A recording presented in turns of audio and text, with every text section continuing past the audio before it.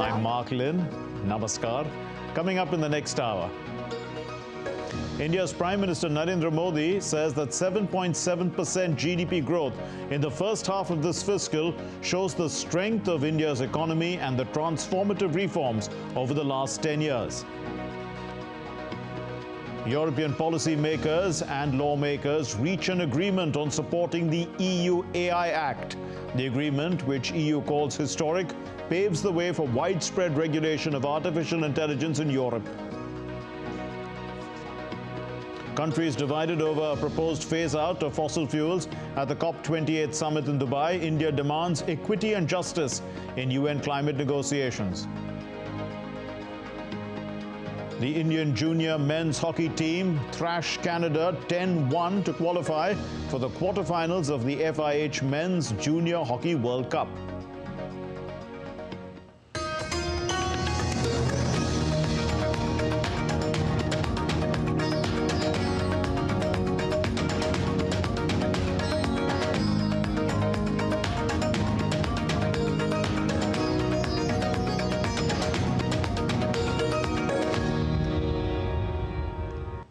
European Union on Friday agreed to landmark rules governing the use of artificial intelligence. The understanding includes how governments use AI in biometric surveillance and how it would regulate AI systems such as ChatGPT.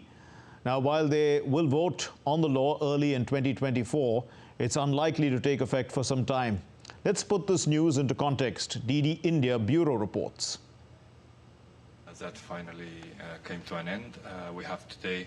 The European Union agreed on landmark legislation to regulate artificial intelligence. The agreement to support the AI Act on December 8, 2023 came after nearly 38 hours of negotiations between lawmakers and policymakers. Europe has positioned itself as a pioneer, understanding the importance of its role as a global standard setter. So now we are back together in the new journey. This is, yes, I believe, a historic day.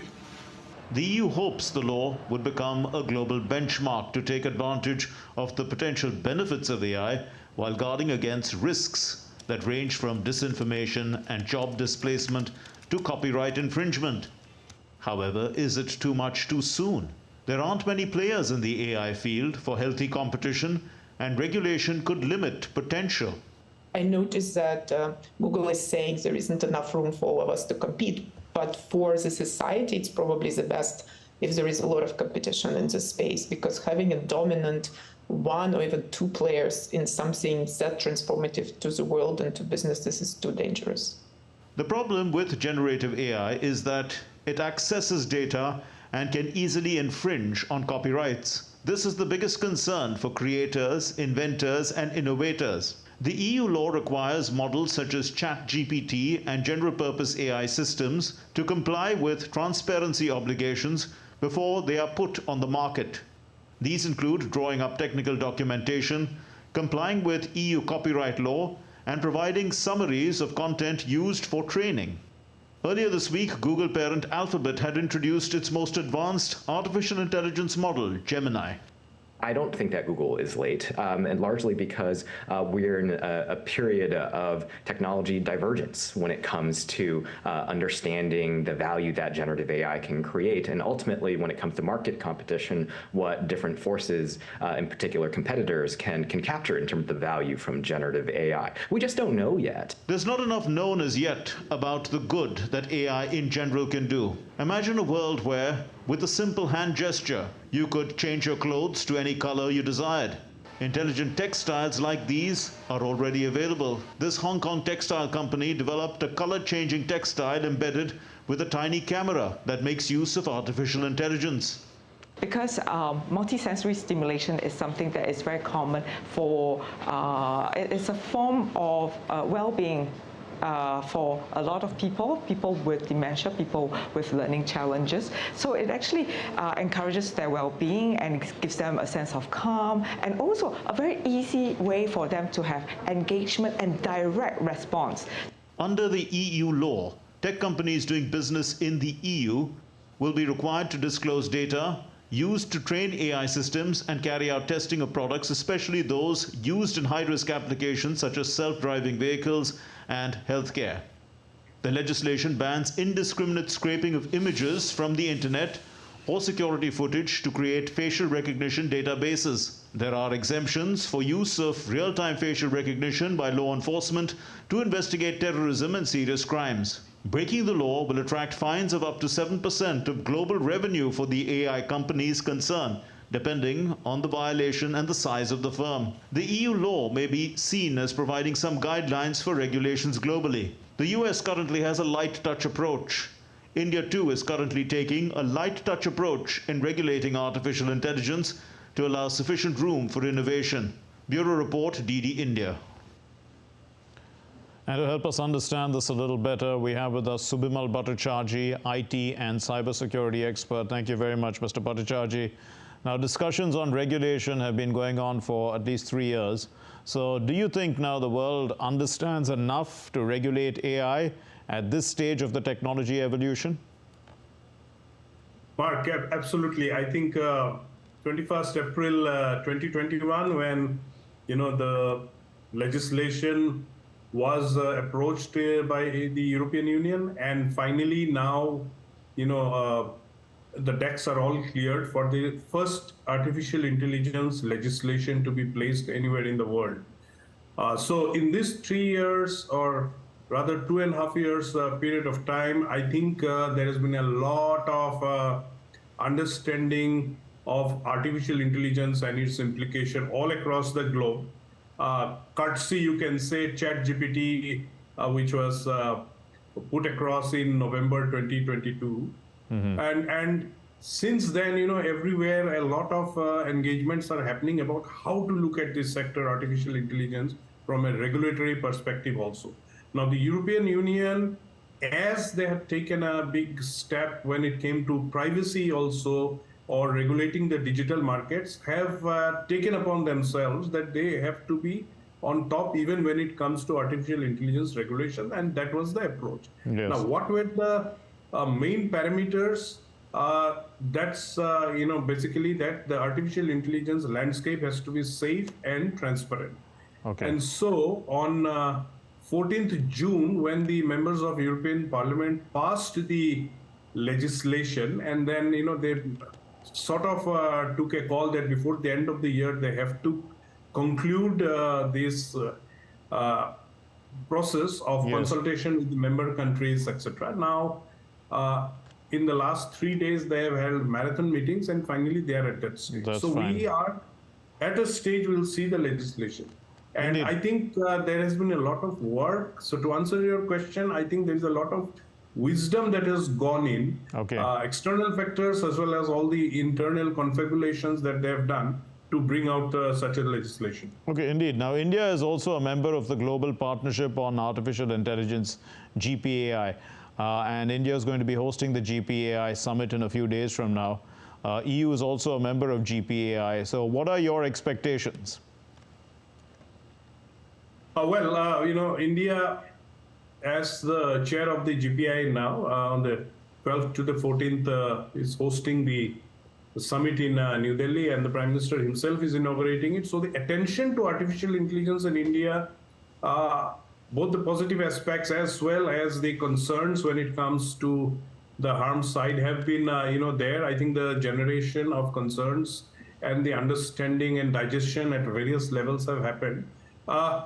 I think, we are short of definitely the legislation part, but the usage of artificial intelligence in various aspects of governance, as well as the sectoral areas in which the application of artificial intelligence enhances capabilities, that has been a focus, whether it was the Niti Aayog's job or even the expert committee that has been put in place. But the regulatory aspects, I think this is also something that India is now looking at. It has participated. In fact, the Minister of State was there at the London AI Summit last month. And even in the United Nations also, the configurations that have started on artificial, India has been a part of it. So the overall digital space, the tech space, India has been very active in terms of, how do you look at it from all the angles, including the regulatory aspects. So I think GPAI is conference or summit is happening at the right time in India.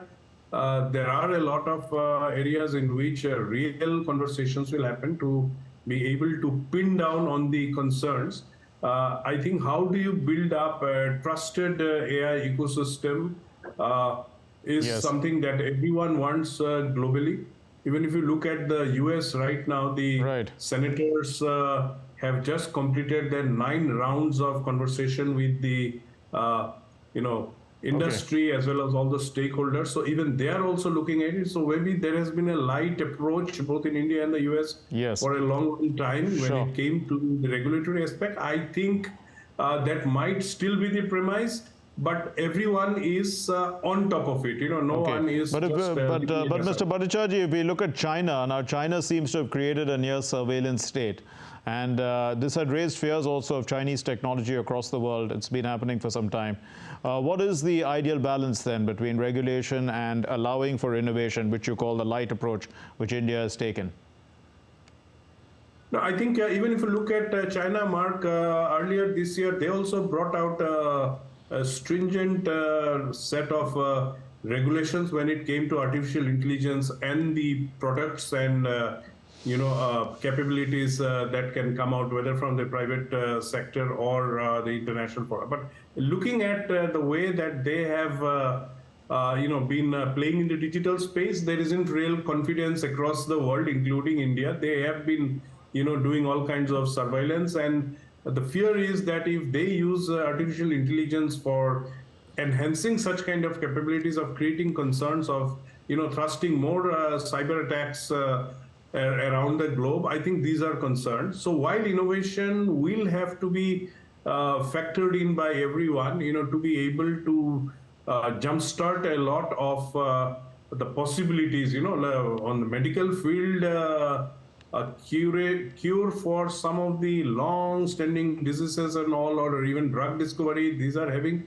phenomenal progress across. So you cannot stop the innovation, but at the same time, you have to see that you have some certain guardrails. So I think the European Union's effort, always, they are seen to be a little bit more stringent than what everyone, thinks who are more, you can say, more around the tech innovation ecosystem. But by and large, the fairness, the transparency, the possibility to be able to, go and look back, I think all of these things have been put in place. So by and large, everyone will have to, factor in such kind of concerns and build up their own legislation or regulatory regime. I think as of now, even the intermediary guidelines, regulations that have been put by the government, they are capable enough to cover if any kind of things are seen to be concerning in the country.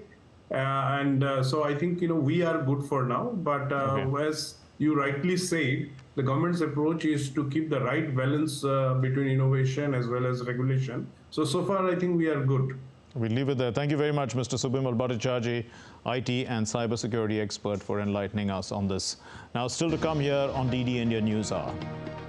The Indian Prime Minister Narendra Modi addresses the Infinity Forum 2.0 conference in Gandhinagar, and he says that the world has pinned its hopes on India for transformative reforms. The United States vetoes UN Security Council resolution that demands immediate humanitarian ceasefire in Gaza and seeks amendments. India ascends to the 7th position in this year's Climate Change Performance Index.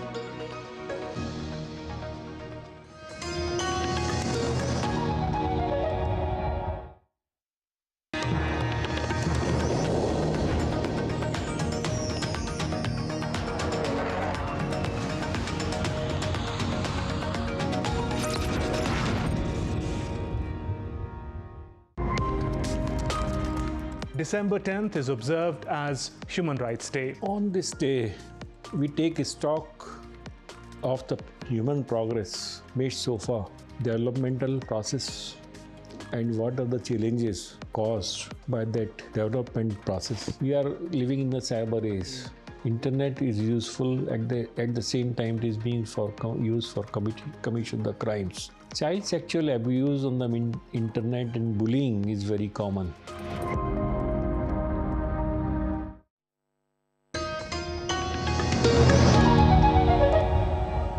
You're watching DD India News Hour. I'm Mark Lynn.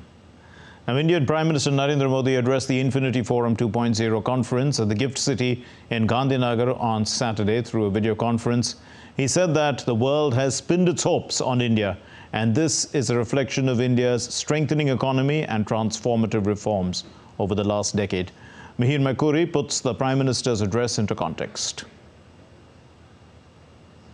As rapid advances in digital technology are transforming the economic and financial landscapes, Fintech offers many opportunities for governments to broaden access to financial services for underserved populations. On Saturday, India's Prime Minister Narendra Modi addressed the second edition of Infinity Forum, a global thought leadership platform on Fintech.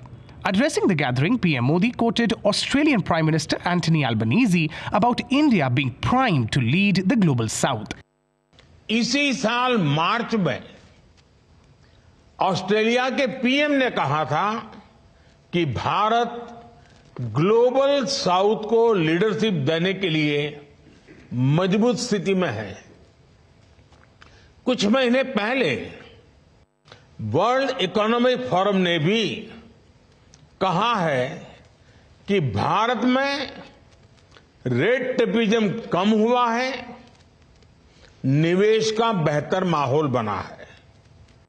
The second edition of Infinity Forum is being jointly organized by the International Financial Services Centres Authority and Gift City under the aegis of the Government of India. Speaking about expanding the scope of IFSCA, Prime Minister Modi reiterated the government's efforts to take GIFT IFSCA beyond traditional finance and ventures. Gift IFSCA को traditional finance और venture से आगे ले जाना चाहती है। हम gift city को new age global financial and technology services का ग्लोबल नर्व सेंटर बनाना चाहते हैं। मुझे विश्वास है गिफ्ट सिटी के प्रोडक्ट्स और सर्विसेज विश्व के सामने खड़ी चुनौतियों का समाधान करने में मदद करेंगे। The Prime Minister hailed India as one of the fastest growing fintech markets in the world today and noted that India's strength in fintech is aligned with the vision of GIFT IFSC. Bharat आज विश्व के fastest growing fintech market में से एक है। Fintech में भारत की ताकत गिफ्ट आईएफएससी के विजन से जुड़ी है, जिसके कारण ये स्थान फिनटेक का एक उभरता हुआ केंद्र बन रहा है। Infinity Forum provides a platform where progressive ideas, pressing problems, and innovative technologies from across the world get discovered, discussed, and developed into solutions and opportunities. The forum will witness the participation of 300 plus CXOs with strong online participation from India and a global audience across 20 plus countries, including the United States, UK, Singapore, South Africa, UAE, Australia, and Germany. The event will also be attended by vice chancellors from foreign universities and representatives of foreign embassies. Mihir Makuri reporting for DD India. Indian Prime Minister Narendra Modi interacted with beneficiaries of the Vixit Bharat Sankalp Yatra via video conferencing on Saturday. Vixit Bharat Sankalp Yatra is a movement resolving to make India a developed country. The Prime Minister addressed the gathering on the occasion. Hailing the initiative that is in motion to make India a developed country, the Prime Minister said that Vixit Bharat Sankalp Yatra focuses on saturating government benefits, making sure that they reach the citizens across India. And Prime Minister Modi on the occasion also hailed the Bharatiya Janata Party's hat-trick of victories in the assembly elections in the states of Madhya Pradesh, Rajasthan and Chhattisgarh. He said that the massive win was evidence of the people's trust in the government. देश में हाल में हुए विधानसभा चुनावों के परिणामों की आज भी बहुत चर्चा हो रही है। इन चुनाव नतीजों ने ये साफ कर दिया है कि मोदी की गारंटी में ही दम है। मैं सभी मतदाताओं का आभारी हूं जिन्होंने मोदी की गारंटी पर इतना भरोसा किया। लेकिन साथियों, सवाल ये भी है कि जो हमारे विरोध में खड़े हैं उन पर देश को भरोसा क्यों नहीं है। दरअसल कुछ राजनीतिक दलों को ये सीधी बात समझ नहीं आ रही है कि झूठी घोषणाएं करके वो कुछ हासिल नहीं कर पाएंगे। चुनाव सोशल मीडिया पर नहीं, जनता के बीच जाकर जीतना होता है। चुनाव जीतने से पहले जनता का दिल जीतना आवश्यक होता है। जनता के विवेक को कम आंकना ठीक नहीं है। अगर कुछ विपक्षी दलों ने राजनीतिक स्वार्थ के बजाय सेवा भाव को ही अपना काम समझा होता तो देश की बहुत बड़ी आबादी अभाव में, मुसीबतों में, तकलीफों में न रहती। Furthermore, the Prime Minister also hailed women's active participation in Vixit Bharat Sankalp Yatra. He said that the government has made 4 crore pakka houses. That's an equivalent of 40 million brick and mortar houses for the poor, and 70% of the beneficiaries have been women. विकसित भारत संकल्प यात्रा चल रही है। इसमें भी बहुत बड़ी संख्या में हमारी नारी शक्ति ही शामिल हो रही है। हमारी माताएं बहनें जुड़ रही हैं।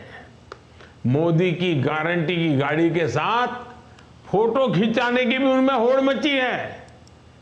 आप देखिए, गरीबों के जो 4 करोड़ से अधिक घर बने हैं ना, कोई कल्पना कर सकता है हमारे देश में 4 करोड़ घर इतने कम समय में गरीबों को मिले। और सबसे मेरी खुशी तो इसमें है कि जो 4 करोड़ घर मिले ना, उसमें 70% लाभार्थी महिलाएं हैं। मतलब कि अगर किसी गांव में 10 घर बने हैं तो उसमें से 7 पक्के घर माताओं के नाम पर रजिस्टर हो गए हैं। India's Information and Broadcasting Minister Anurag Thakur addressed the Viksit Bharat Sankalp Yatra introduced by Prime Minister Narendra Modi, and the minister expressed his gratitude to the Prime Minister for making the Indian economy the world's 5th largest economy. नेतृत्व की क्षमता के उसको बढ़ाने का काम उसके माध्यम से किया जा रहा है, और आपने जो संकल्प दिलाया है वो संकल्प सब लोग ले रहे हैं विकसित भारत बनाने का। आपने पिछले 9 वर्षों में भारत को 10वें नंबर की अर्थव्यवस्था से दुनिया की 5वीं सबसे बड़ी अर्थव्यवस्था बना दिया है, जिसके लिए हम आपके आभारी हैं। अब आपने कहा है कि अगले 5 वर्षों में तीसरी सबसे बड़ी अर्थव्यवस्था बनेंगे, उसके लिए हम सब अपना योगदान देने के लिए तैयार हैं। आपने 10 लाख लोगों को सरकारी क्षेत्र में रोजगार देने की बात कही थी, हम आपके आभारी हैं। 8 लाख से ज्यादा लोगों को आपने रोजगार दे दिया है, और अगले 3 महीनों में 10 लाख का ये आंकड़ा भी पूरा हो जाएगा। आपका बहुत बहुत आभार माननीय प्रधानमंत्री जी। India's Minister of State for Science and Technology, Dr. Jitendra Singh, attended the Viksit Bharat Sankalp Yatra at Tikri in Udhampur in Jammu.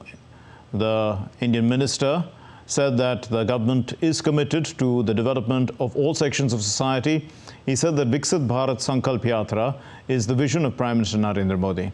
He highlighted the various schemes and initiatives launched by the government for the welfare of the people.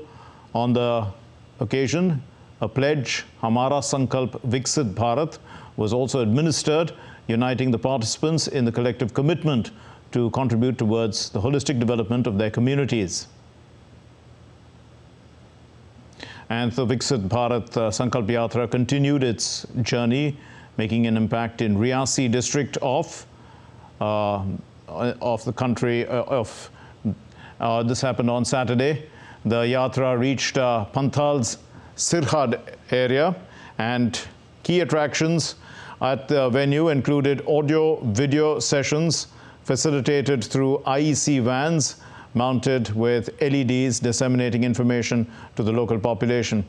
During the event, the Panchayat Raj institutions and field functionaries of various departments actively engaged with the attendees, raising awareness about the government schemes and their benefits. Stalls also were set up by different departments, and they highlighted the significance of welfare, employment, insurance, social security, as well as income generation initiatives. People shared their experience under the Meri Kahani, Meri Zubani, or speaking about how these schemes have personally impacted them. All this is about the Vixit Bharat Sankalp Yatra in Jammu. Now, India's battery swapping technology sector has raised an impressive funding over the past 5 years and positioned India as a potential global leader in successfully implementing this technology on a large scale. The battery swapping technology sector has raised an impressive $161,761,883 in funding, underscoring the significant demand and potential within the sector. Now, according to the data released by the startup report agency Traxin, in recent years, it's witnessed increased investor interest. Approximately $135 million was raised since 2021 across 17 funding rounds. Battery swapping technology is still in its early stages in India. Its potential for adoption in the Indian market, particularly for 2- and 3-wheelers, is optimistic.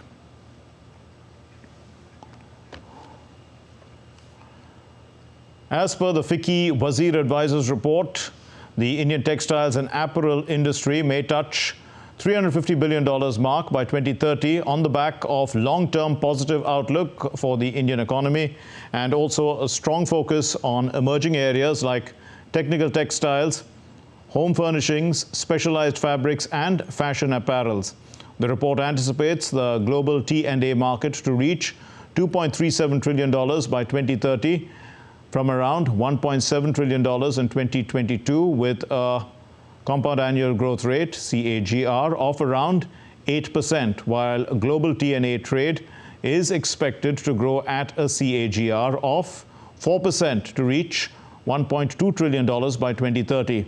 It was $910 billion in 2021. And for India, FICCI Wazir Advisors has noted that the Indian textile and apparel market size is around $165 billion in 2022, including the domestic market of $125 billion and exports of $40 billion. But given the long-term positive outlook, this market size is projected to grow at a 10% CAGR. It's going to reach about $350 billion by 2030.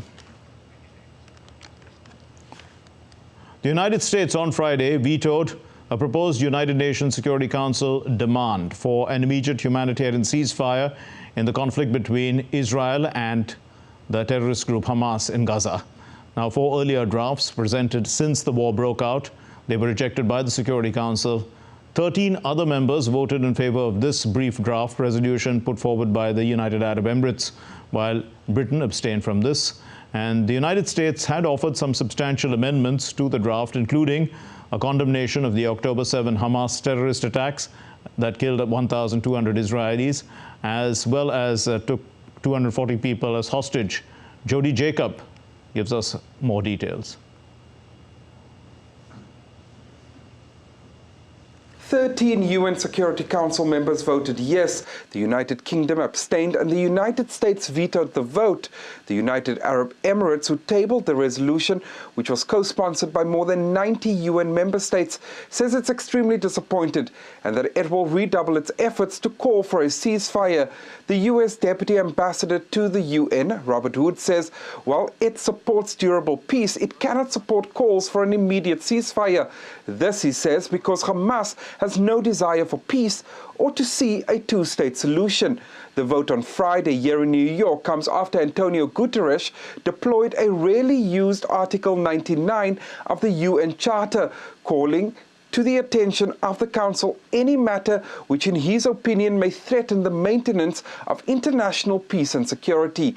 The Palestinian permanent observer Riyad Mansour says this is a sad day and that it will not stop calling for a ceasefire and to stop the killing of Palestinian people.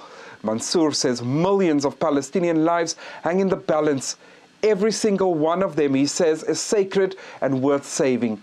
Israel's UN ambassador Gilad Erdan did not address the Security Council after the vote, but in a statement said that a ceasefire will be possible only with the return of all the hostages and the destruction of Hamas. Meanwhile, the Commissioner General of UNRWA, the UN's humanitarian wing in Gaza, has written to the President of the UN General Assembly to inform him that the organization's ability to continue delivering its mandate in Gaza has now become very limited. UN Secretary General Antonio Guterres has told council members here in New York that the eyes of the world and the eyes of history are watching, demanding that the international community do everything possible to end the ordeal of the people of Gaza. Jody Jacobs at the United Nations in New York, reporting for DD India. North Korea is determined to launch more spy satellites in the near future to collect information on the military activities of its enemies. This is what the state media KCNA has said on Saturday. The satellites will be modeled after the Malakyeong-1 satellite that Pyongyang had launched in November, which governments in the US, South Korea and Japan said violated UN Security Council resolutions. North Korea has been criticized over its ties with Russia by South Korea, Japan and the US, who say that Pyongyang is providing arms support to Moscow in return for help advancing its military capabilities.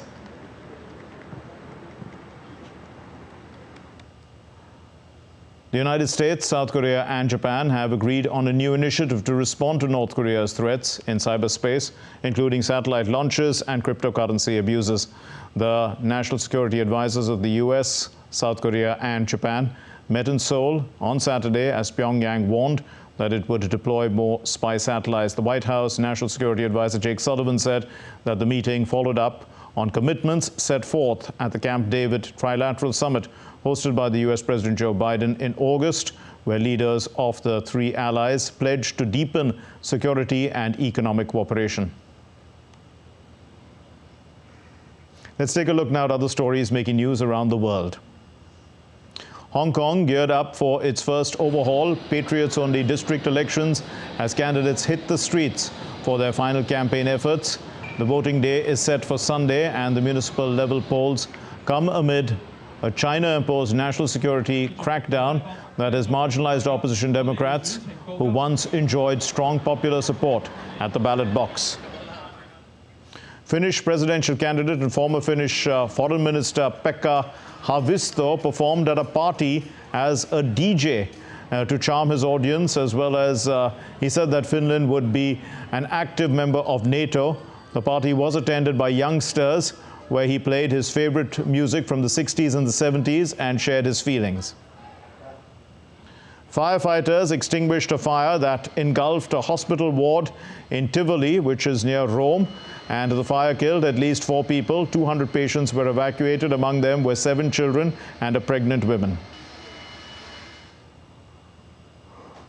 The South Korean court ruling in favor of a group of 16 women who were forced to work in Japanese wartime brothels was confirmed on Saturday by Japan's decision not to appeal the verdict. The South Korean Foreign Ministry statement comes after passage of the appeal deadline. It must be filed within 2 weeks after the court's written judgment. Still to come here on DD India News Hour. Countries are divided over a proposed phase-out of fossil fuels at the COP28 summit in Dubai. India demands equity and justice at the UN climate negotiations. And India's Minister of External Affairs, Jaishankar, interacts with Indian students and young professionals in Dubai, highlighting the vast strides India has taken over the past decade.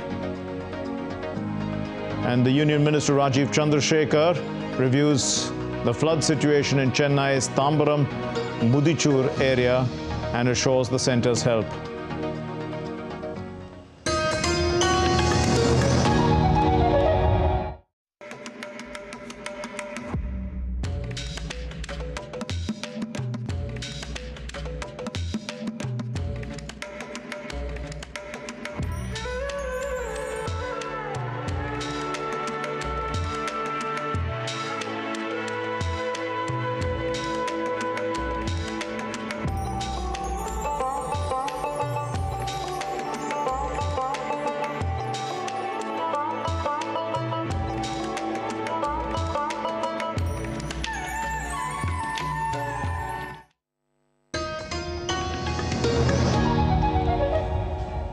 You're watching DD India News Hour. I'm Mark Lynn.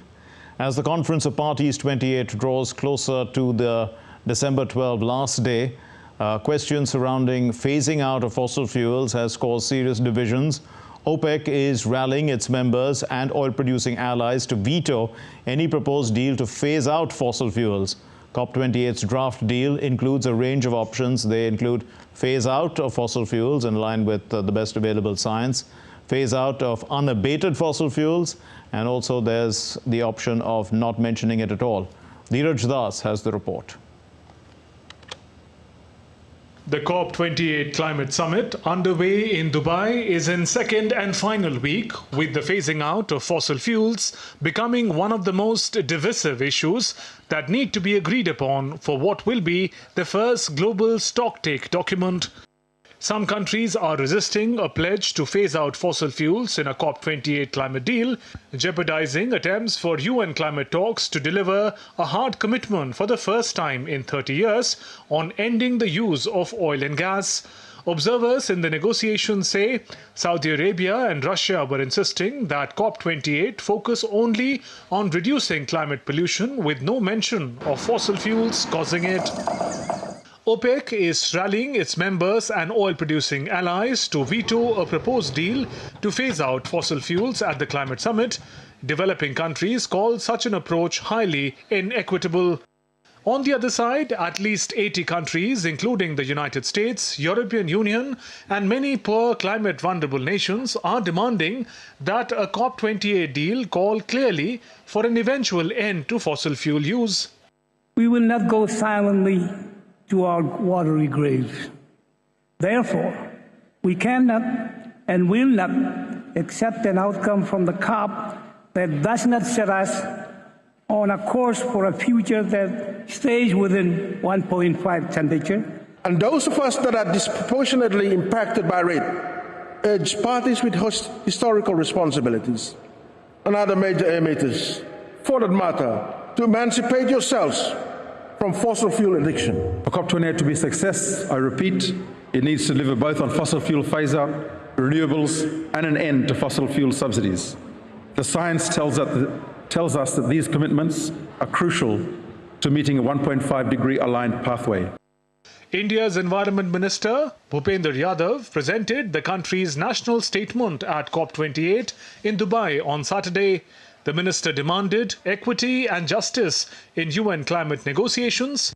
Equity and climate justice must be the basis of global climate action. This can be ensured only when the developed countries take the lead in ambitious climate action. Excellency, it is of paramount importance to repose our trust and confidence in the principles and process of the Convention and its Paris Agreement. Let us all reaffirm our commitment to work together for the common objective of greener, cleaner, and healthier planet. As we have one Earth, we are one family and share one future. A speedy phase-out of fossil fuels has shaped up as the central issue at the talks as they head into their final days. Experts have warned that the world must quickly reduce use of oil, gas and coal that is causing dangerous warming.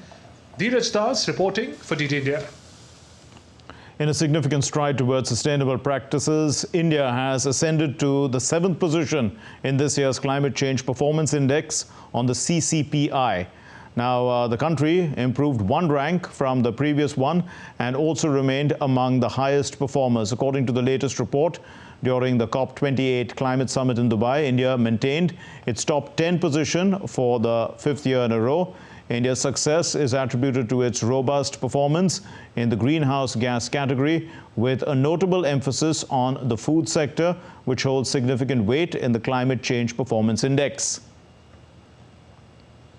In a landmark announcement, India's Minister of Environment, Forest and Climate Change, Bhupendra Yadav, revealed the 3 pillars of the second phase of the leadership group for industry transition. Speaking at the Lead IT Summit 2023 on Saturday, held in collaboration with Sweden at COP28 in the United Arab Emirates, India's Minister Yadav emphasized the significance of the upcoming phase And the key three components are Global Forum for Dialogue, Technology Transfer and Co-Development and Industry Transitions Platform. The initiatives seek to coordinate multilateral technical and financial support for global industry transition projects.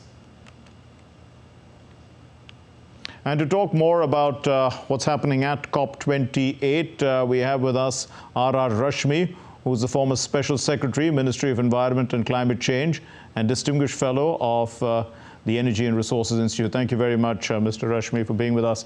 So, good evening, Mark. Good evening, sir. How realistic is phase out, you know, when the world is still so dependent on fossil fuels, 80% in fact currently, what's the option? You know, the fossil fuel phase out and phase down language was debated in Glasgow in 2021 itself, about 2 years ago. And India didn't agree to phase out language. So finally, it was agreed that all the countries will make efforts to phase down coal consumption and production, which is a major source of CO2 emissions.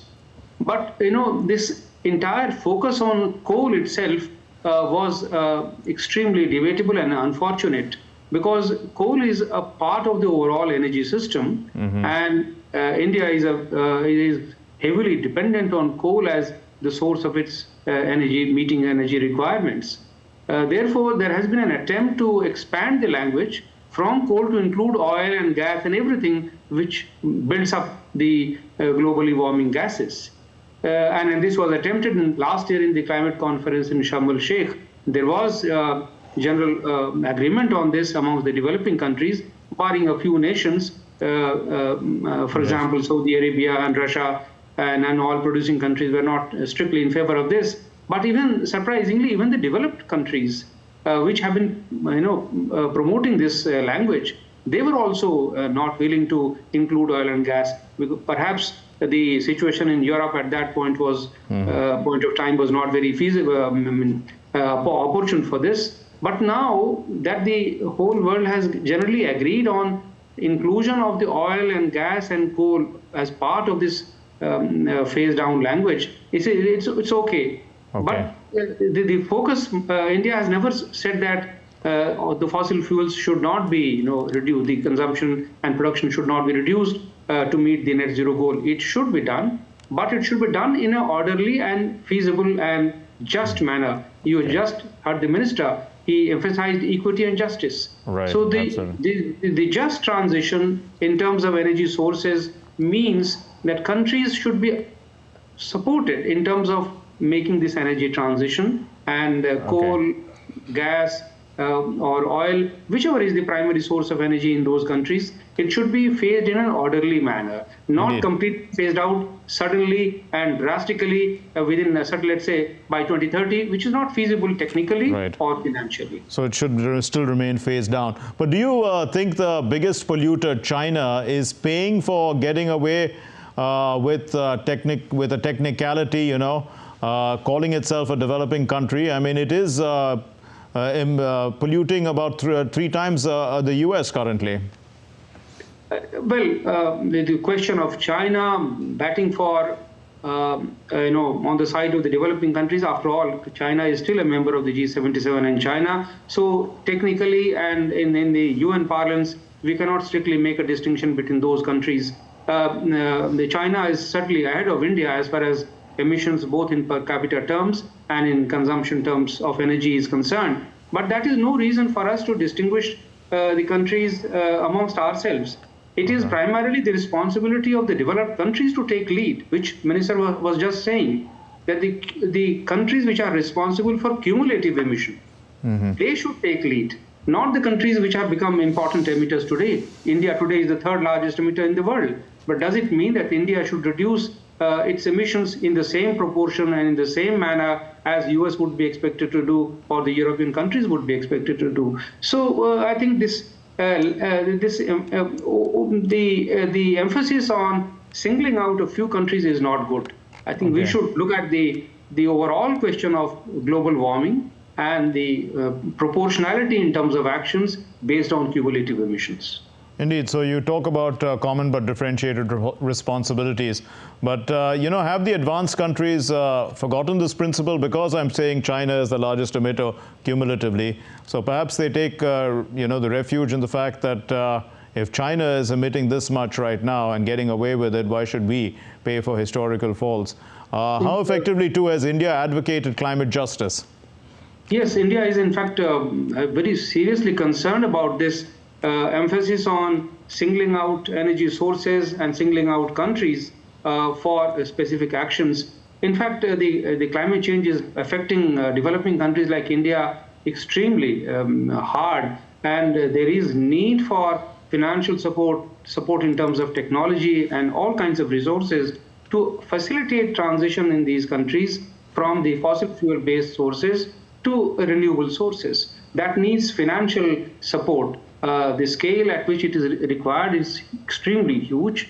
For making, there is an estimate that India needs almost $380 billion of resources just for making transition away in the power sector by 2030. And that cannot come simply from the domestic sources. Yes. So we need to rely upon the global community and their the cohesive commitment, their collaboration. China is certainly not the largest emitter, neither in terms of current emissions. I mean, in terms of current emissions, they are the largest. Yes. But in terms of cumulative emissions, it is still the US. Okay, fair enough. We're talking about from historical point of view. Yes, we leave it there. Thank you very much, Mr. Rashmi. Thank you for putting this into context for us. Now, the Indian Minister of External Affairs, Dr. S. Jaishankar, interacts with Indian students and young professionals in Dubai, the United Arab Emirates. While interacting with young Indian students and professionals, the minister highlighted the vast strides India has taken over the past decade. We are today rolling out the fastest rollout of 5G technology is happening in India, but it is Indian 5G stack. So when you look at the CoWIN or the Covaxin, when you look at the 5G, when you look at the Chandrayaan, this is also Vixit Bharat in the making. So I feel today that it's important young people, especially those, many of you live and study abroad, your influence is not just limited to your immediate group or family.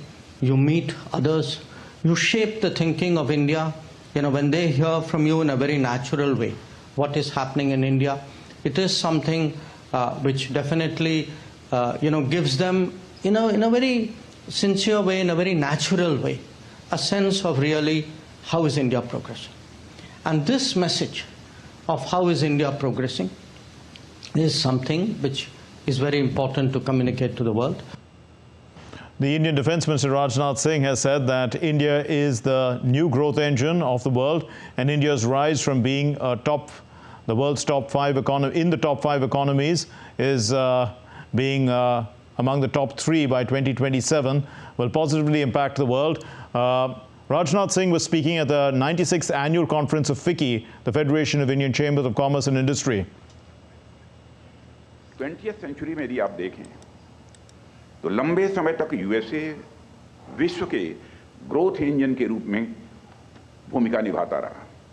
21वीं सदी के प्रारंभ के 15-20 सालों का यदि आप आकलन करें तो आप देखेंगे चीन ने भी उसी तर्ज पर एक ग्रोथ इंजन के रूप में काम किया, और अब भारत दुनिया की फास्टेस्ट ग्रोइंग मेजर इकॉनमी है। तो जाहिर सी बात है कि भारत की ग्रोथ विश्व के अन्य देशों की ग्रोथ पर मेजर पॉजिटिव इंपैक्ट डालने की स्थिति में अब आ गई है। भारत इस समय सिर्फ दुनिया की 5th सबसे बड़ी इकॉनमी है, और इतना ही नहीं बल्कि दुनिया की फास्टेस्ट ग्रोइंग मेजर इकॉनमी भी है भारत हमारा। और भारत आज दुनिया की टॉप 5 इकॉनमीज में शुमार हो चुका है। मॉर्गन स्टैनले फाइनेंशियल फर्म है, आपने सुना होगा, उसका भी यह मानना है कि वह दिन दूर नहीं है, यानी 2027 आते आते हमारा भारत दुनिया की टॉप 3 इकॉनमीज में आकर खड़ा हो जाएगा। Well, he also cited several data to assert that the Modi government has not just focused on human resources but also built infrastructure at an unprecedented pace in the past 9 years. 2014 तक जहां भारत के पास 91,000 kilometre तक के national highways थे, वहीं आज उनकी संख्या बढ़कर लगभग 1.5 लाख किलोमीटर तक पहुंच गई है। 2014 में भारत के पास जहां पर केवल 74 एयरफोर्स थे, आज उनकी संख्या बढ़कर 149 तक पहुंच गई है। प्रधानमंत्री की गति शक्ति योजना और नेशनल इंफ्रास्ट्रक्चर पाइपलाइन के थ्रू हमने देश के 100 लाख करोड़ तक के इंफ्रास्ट्रक्चर डेवलपमेंट की प्रॉपर प्लानिंग बनाई हुई है। And India's External Affairs Minister Dr. S. Jaishankar addressed the 96th AGM of the FICCI in New Delhi. The minister urged big businesses in India to help build India's supply chains. I think it's important, especially for big business in India, to help build Indian supply chains, to support Indian vendors, because at the end of the day, no country will be strong if it doesn't have its own supply chain, if it doesn't have its basic requirements. Certainly a large economy, a big nation like India, a nation with the kind of ambitions and future that we have, it is very, very important that we are Atmanirbhar. Let's take a look at other stories making the news now. The India's Minister for Home Affairs, Amit Shah, attended the concluding session of the Utaran Global Investors Summit 2023. Addressing the summit, he said that the event is an opportunity to mark the beginning of the new Uttarakhand, and it will emerge as an example for the world by associating with trade. A massive fire broke out on a 3-storied building in a residential area in India's Lucknow on Saturday. The fire erupted in the warehouse of a store located at the city's Aminabad market. 4 fire tenders reached the spot and undertook the operations to douse the blaze. India's Union Minister Rajiv Chandrasekhar on Saturday reviewed the flood situation in Chennai's Tambaram Mudchur area. We're moving to the next story.